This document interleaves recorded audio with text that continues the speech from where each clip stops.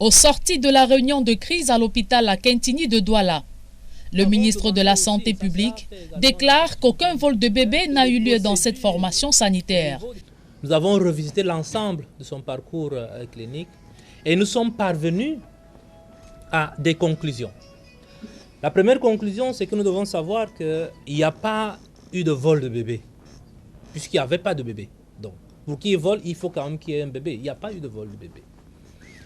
Madame Bell a conduit une grossesse qui, malheureusement, et ça arrive aussi dans certains cas, malheureusement n'a pas pu passer le cap de 6 mois.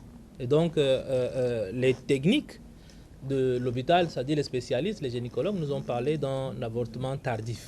À la surprise générale, la famille de Esther Aurélie Bell, la maman du bébé disparu, emboîte le pas à Manaouda Malachi. Elle, qui réclamait haut et fort son nouveau-né. Après d'avoir écouté toutes ces choses et même des déclarations de ma cliente, il nous semble clair que elle n'avait pas arrivé au terme de cette grossesse et qu'elle a eu cet avortement médical comme on a décrit.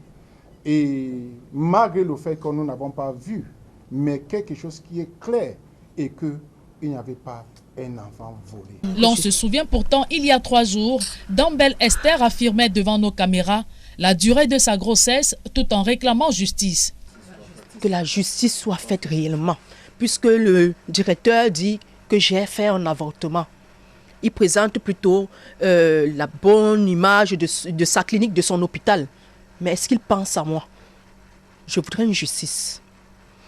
Durant le bref débriefing au cours duquel les hommes de médias n'ont pu interroger le ministre, le docteur Manaouda Malachi, qui reconnaît le déficit de communication au sein de cette formation sanitaire, annonce la mise sur pied d'une procédure de prise en charge des femmes enceintes admises à la maternité à l'hôpital à Kintini de Douala.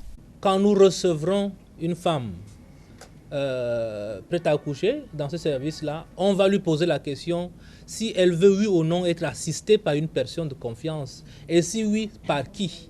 Et nous consignerons, n'est-ce pas, cet avis dans un registre pour que nous résolvions ensemble plusieurs problèmes. Le premier problème que nous allons résoudre, c'est ce problème de maltraitance dont on accuse souvent nos aides-soignants. En présence d'une personne de confiance de la patiente, certainement, il y a des choses qu'on ne peut pas faire. Et donc, ça va résoudre ce problème. Ça va résoudre le problème de suspicion qui existe toujours dans ce cadre-là. Des zones d'ombre entourent cette affaire. La première, avec l'arrêt de l'enquête en cours. Que devient la commission d'enquête mixte mise sur pied par son président, le gouverneur de la région du littoral? Ensuite, sera-t-elle suspendue ou non?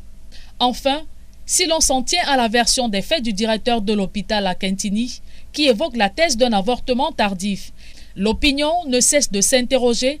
Où est donc passé le fœtus de Dambel Esther?